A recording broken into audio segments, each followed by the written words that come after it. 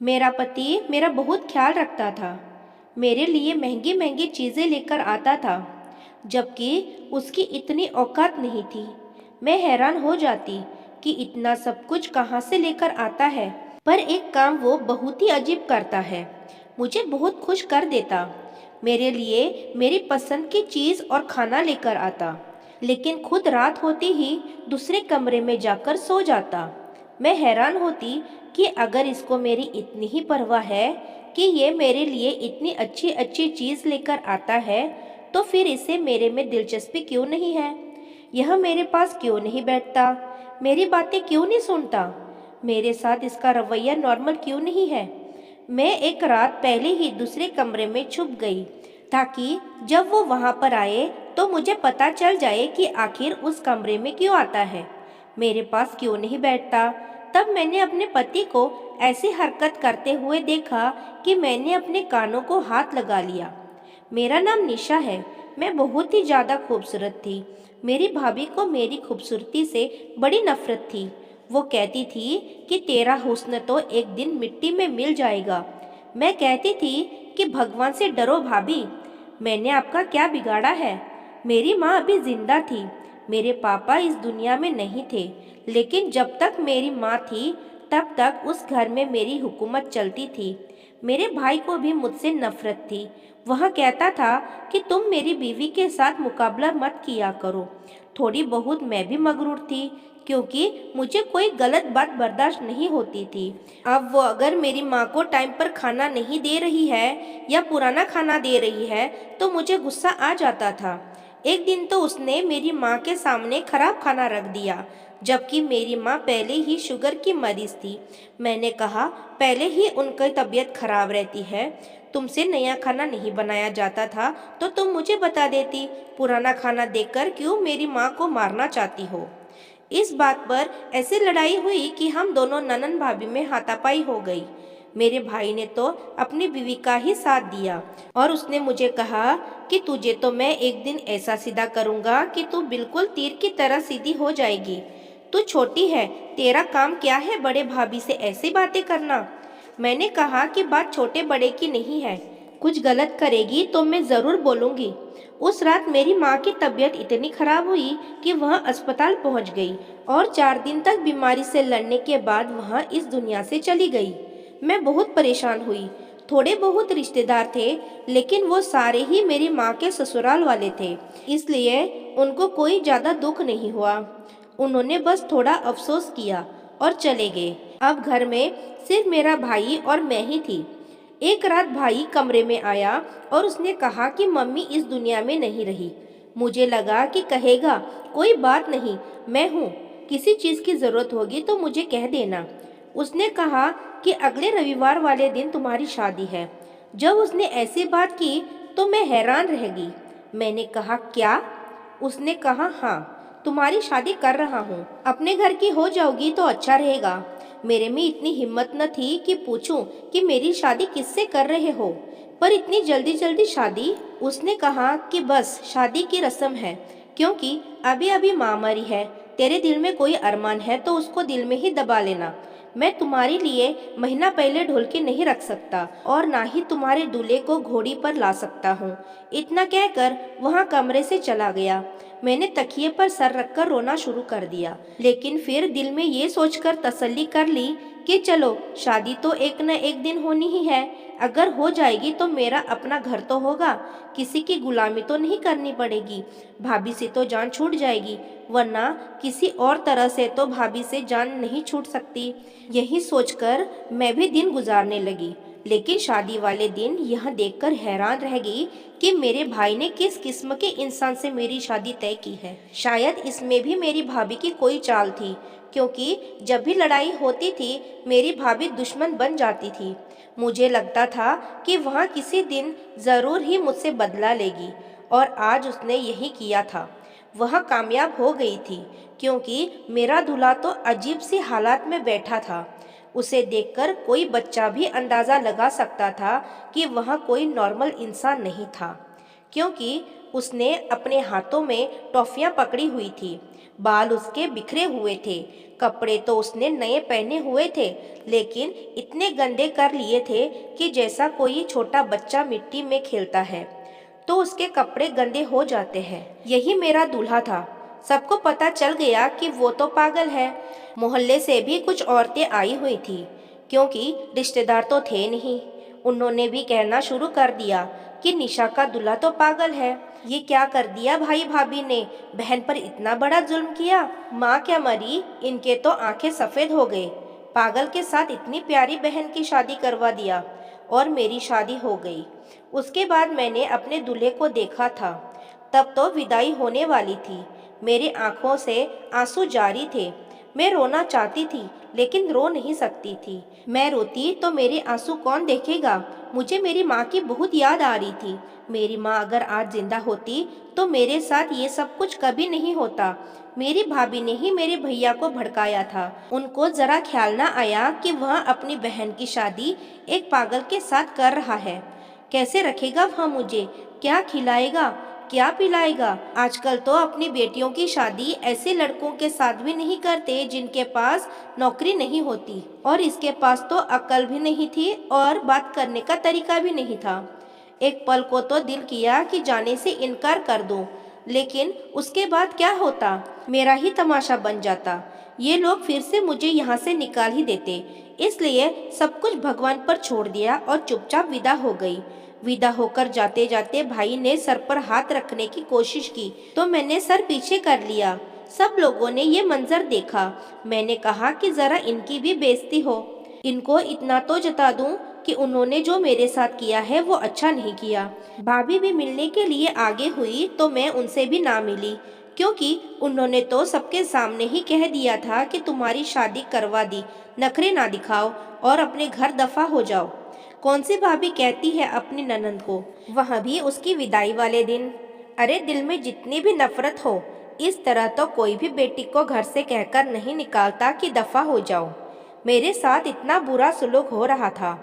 भगवान ही देख रहा था कि मेरे ऊपर कितना जुल्म हो रहा है, पर मुझे पता था भगवान मेरा इंसाफ करेगा। लेकिन अभी तो मेरा समय कुछ खराब नजर आ रहा था। कुछ समझ नहीं आ रहा था। मेरा दूल्हा पागल था, लेकिन उसका घर अच्छा था। 3 कमरों वाला घर था। वहाँ पर उसका एक भाई भी था। मुझे लगा कि वह भी इस घर में रहता है, लेकिन जब रात हुई तो उसकी जगह उसका भाई कमरे में आया। मैं ज़रा घबरा गई। उसने कहा, भाभी घबराने की ज़रूरत नहीं है। दरअसल यह भी मेरा घर है। वहाँ दूसरी जगह भी मेरा घर है, जहाँ पर मेरी बीवी बच्चे मेरा इंतज़ार कर रहे हैं। अब आपको ही इसे संभालना है। वो क्या है कि मेरी बीवी की और इसकी नहीं बनती, क्योंकि इसके साथ उसके संबंध अच्छे नहीं हैं। माँ बाप हमारे भी नहीं हैं, बस अब आप हैं और आपका पति है और ये घर है। अगर आपको समझ न आए कि कौन सी चीज़ कहाँ पड़ी है, फ़ोन करके पूछ लीजिएगा। दीवार पर मेरा नंबर लिखा हुआ है, पर अगर ये ज़्यादा तंग करने लगे तो भी आप मुझे बुला सकती हैं। लेकिन देखिए, मैं भी बाल बच्चेदार हूँ। मेरी बीवी को मेरा यहाँ आना जाना ज़्यादा पसंद नहीं है। अगर कोई बहुत ही ज़्यादा इमरजेंसी हो तो ही फ़ोन करके बुला लीजिएगा, वरना खुद ही हालात को संभालने की कोशिश कीजिएगा, क्योंकि अब यह है तो आपका ही पति और आपको इसके साथ ही रहना है। मैं समझ रही थी कि मेरी जिंदगी कितनी बुरी होने वाली है। मैंने हाँ में सर हिला दिया। मैं और क्या कह सकती थी। उसने कहा, भगवान आपकी मदद करे, आप परेशान नहीं होना, एक दिन सब ठीक हो जाएगा।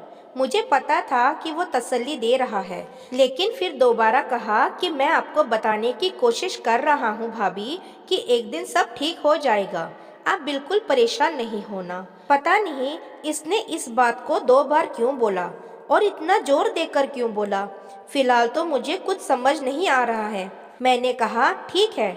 मेरा पति दूसरे कमरे में बैठा था। मैं जब उस कमरे में गई तो हैरान रह गई।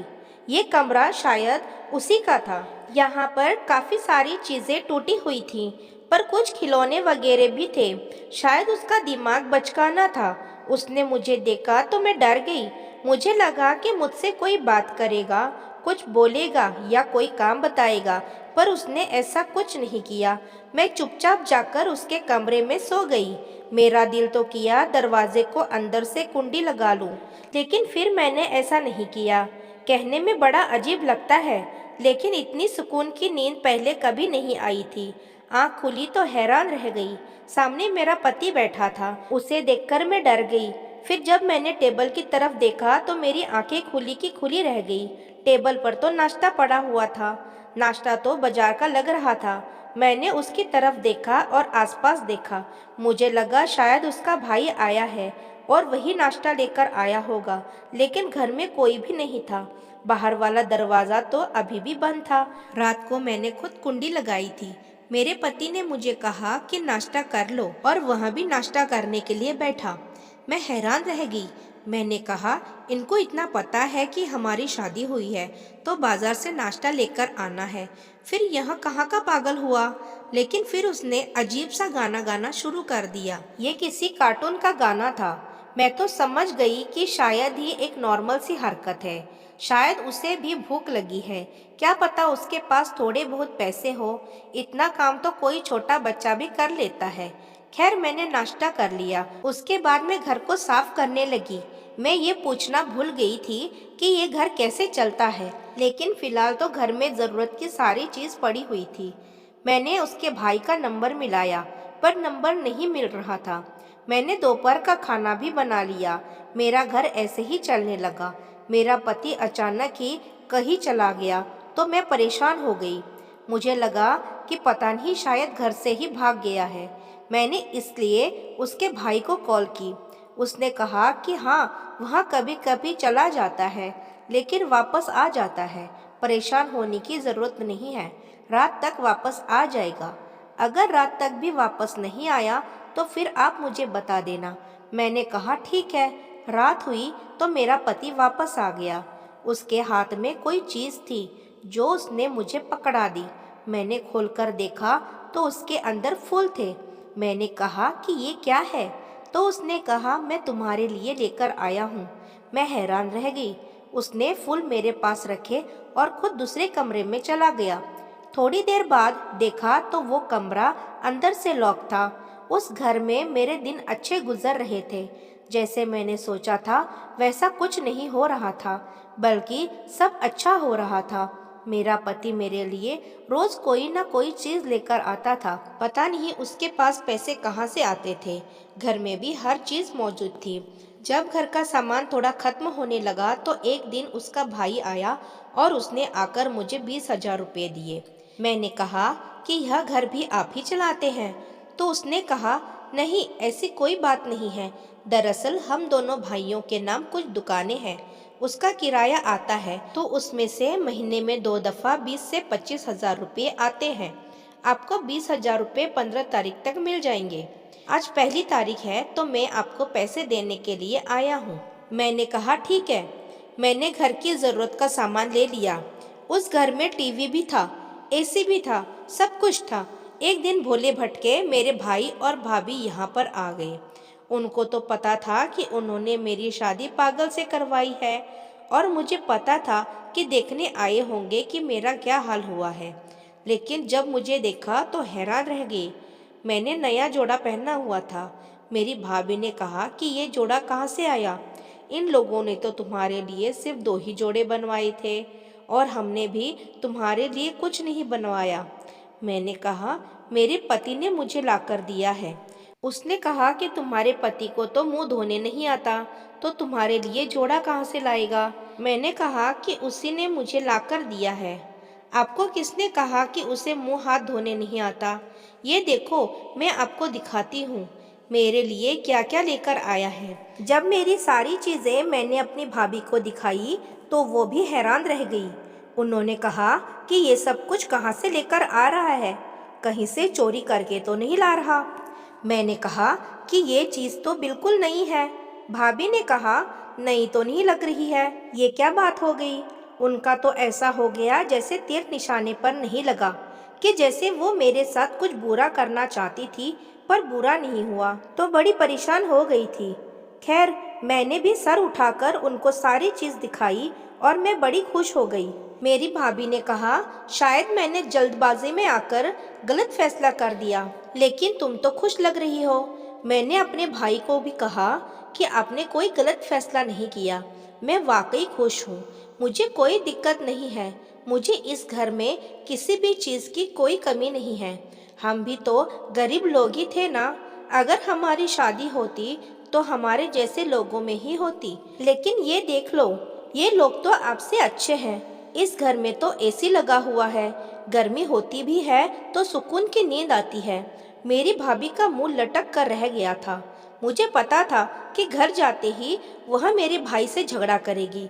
अच्छी बात है, मुझे खुश देखकर घर जाते ही आपस में झगड़ा करेंगे, यही उनकी सजा है। मेरा पति मुझसे कोई बात नहीं करता था, मेरे लिए चीज़ें भी लेकर आता था, मेरा ख्याल भी करता था, मेरा ध्यान भी रखता था। एक दिन मैं जा रही थी कि मेरे पाँव पर कोई चीज़ लग गई तो उसने मेरे पाँव पर पट्टी बांधी, लेकिन रात होते ही वह दूसरे कमरे में चला गया और अंदर से लॉक कर दिया। मैं बड़ी परेशान होती कि ये किस किस्म का मामला है। मैं उससे बात करना चाहती थी, पूछना चाहती थी। मैंने फिल्मों में देखा था कि मोहब्बत से इंसान ठीक हो जाता है, शायद मैं भी उसको ठीक कर लेती, और अगर वो ठीक हो जाए तो फिर इस दुनिया का सबसे अच्छा मर्द होता, क्योंकि खूबसूरत तो वह था ही, जवान भी था, पैसों की कोई कमी नहीं थी, घर भी उसका अपना था और इतना सारा सामान भी था। अगर ऐसे ही होता तो मेरी पूरी ज़िंदगी सेट हो जाती, लेकिन वह मुझसे बात नहीं करता था। मेरी एक दोस्त पागलों की डॉक्टर बन गई थी। उसने मुझे एक बार बताया था कि ऐसे लोगों को बहुत प्यार और मोहब्बत की ज़रूरत होती है, और अगर उनकी ज़िंदगी में कोई हो तो वह उसे बहुत प्यार और मोहब्बत देते हैं, मतलब आम इंसान से ज़्यादा। लेकिन यहाँ पर तो मामला उल्टा था। आहिस्ता आहिस्ता मुझे बात समझ आने लगी कि जो भी मामला है उसका ताल्लुकात उस कमरे से ज़रूर है, लेकिन मेरा पति उस कमरे में ही चला जाता था। इसलिए मैंने सोच लिया कि मुझे पता लगाना ही होगा कि उस कमरे में क्या करता है। मैं एक बार उस कमरे में गई थी, पर वहाँ पर ऐसा कुछ भी नहीं था। मेरी भाभी ने लोगों को कहना शुरू कर दिया था कि पागल से शादी हुई है मेरी, लेकिन वो बड़े अच्छे हालात में हैं। उनके मुंह से निकल गया होगा, लेकिन वो बात मुझ तक भी पहुंच गई थी, क्योंकि मोहल्ला तो एक ही था।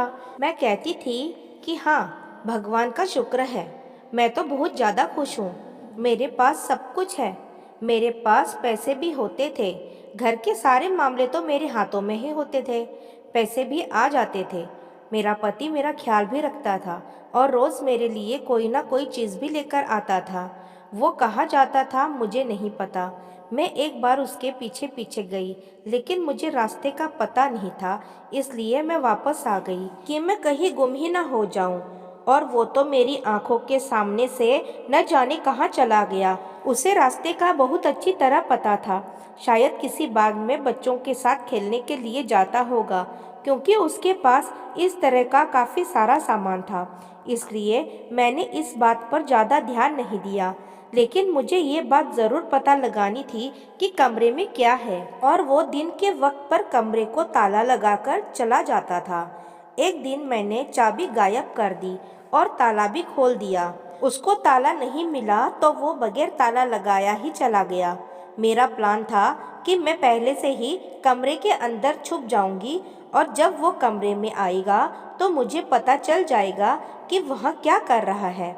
लेकिन जैसे ही घर में आया, मुझे तलाश कर रहा था। मुझसे कभी कभी थोड़ी बहुत बातें भी कर लेता था।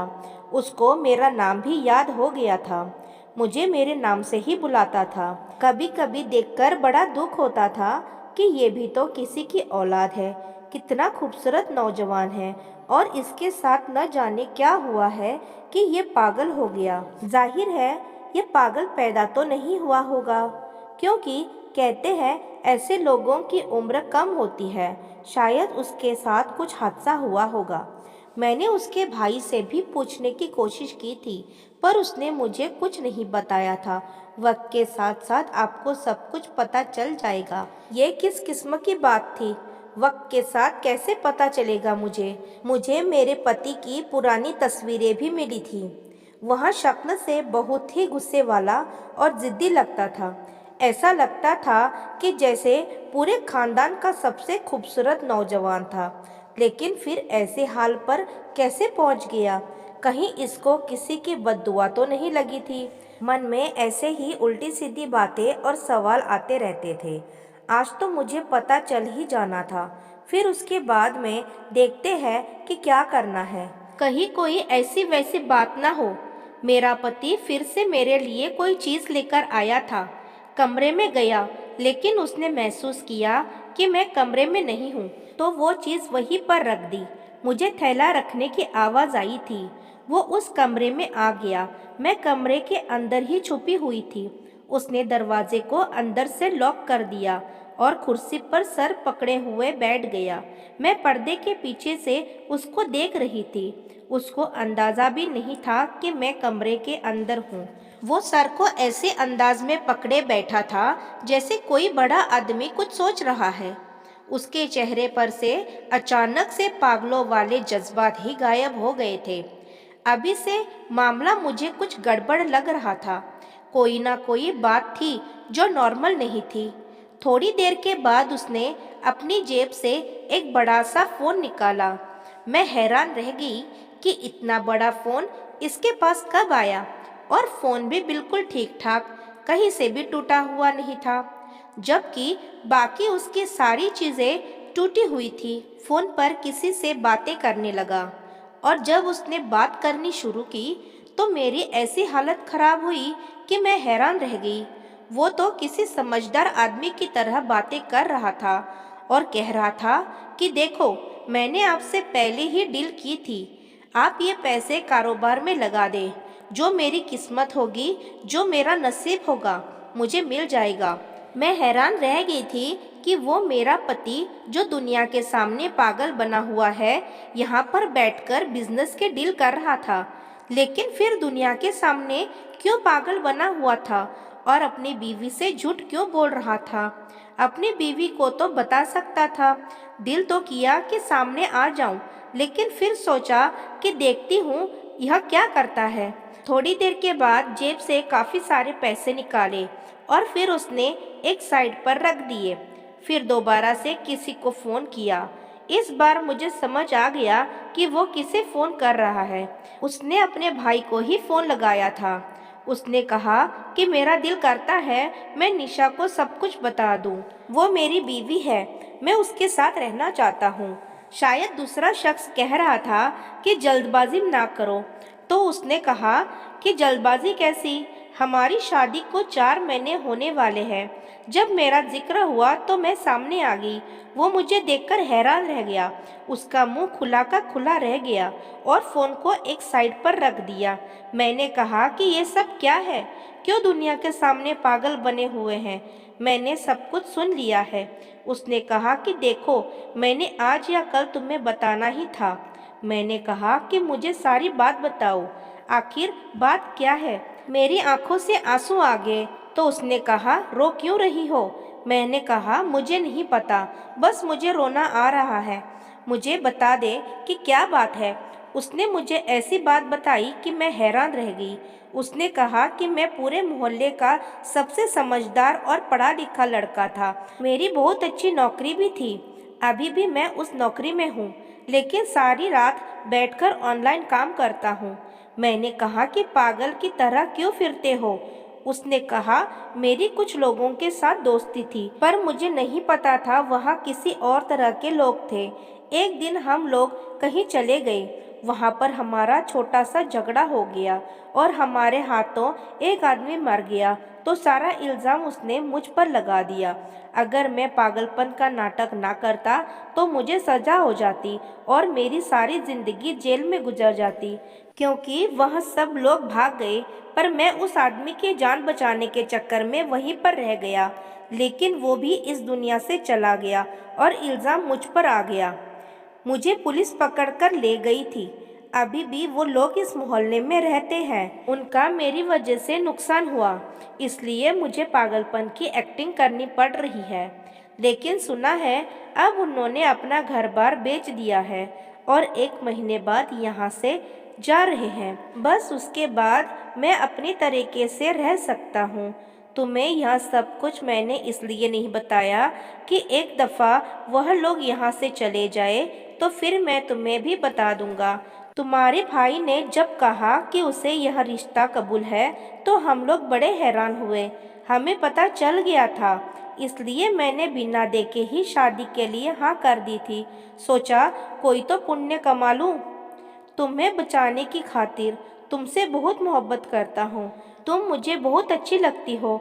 बाहर जाता हूँ तो वो भी काम के सिलसिले में ही जाता हूँ। तुम्हारा चेहरा मेरी आंखों के सामने आ जाता है तो फिर सोचता हूँ तुम्हारे लिए कोई चीज़ लेता जाऊँ। सोचता हूँ कि कहीं तुम हालात से तंग आकर मुझे छोड़कर चली जाओगी, इसलिए तुम्हारे सारे नाज नखरे उठाने की कोशिश करता हूँ। तुम्हारे लिए तोहफा लेकर आता हूँ कि कम से कम तुम खुश तो रहोगी। मैं तुमसे बहुत मोहब्बत करता हूँ। मेरी आंखों से फिर से आंसू गिरने लगे। उसने कहा कि आप रो क्यों रही हो? मैंने कहा कि खुशी से रो रही हूँ। उसने कहा अजीब हो, दुख में भी रोती हो और खुशी में भी रोती हो। अरे देखो, मैं तुम्हारा पति हूँ। तुम्हारी जिंदगी बहुत अच्छी होने वाली है। 1-1.5 महीने तक हमें नाटक करना होगा और उसके बाद सब कुछ ठीक हो जाएगा। मैंने कहा कि मुझे कोई दिक्कत नहीं है। मैं तो सोच रही हूँ कि भगवान ने मेरी कौन से पुण्य का मुझे तोहफा दिया है। मैंने कभी किसी का बुरा नहीं किया था, पर मेरे अपने भाई ने ही मेरे साथ इतना बुरा किया। और शुक्र है कि आप बिल्कुल ठीक हैं। उसने कहा कि परेशान नहीं हो, सब ठीक है और हमेशा ठीक ही रहेगा। मैं तुम्हारा पति हूँ, हमेशा तुम्हारा ख्याल रखूंगा, तुम्हारे साथ रहूंगा। हमारी जिंदगी बहुत अच्छी होगी। और ऐसा ही हुआ। आहिस्ता आहिस्ता यह बात मशहूर कर दी। मैंने अपने पति का इलाज करवा लिया है और हमारी ज़िंदगी मिसाल बन गई। तो दोस्तों, कहानी पसंद आई हो तो वीडियो को लाइक करें और ऐसी ही अच्छी कहानी सुनने के लिए हमारे चैनल को सब्सक्राइब करें। धन्यवाद।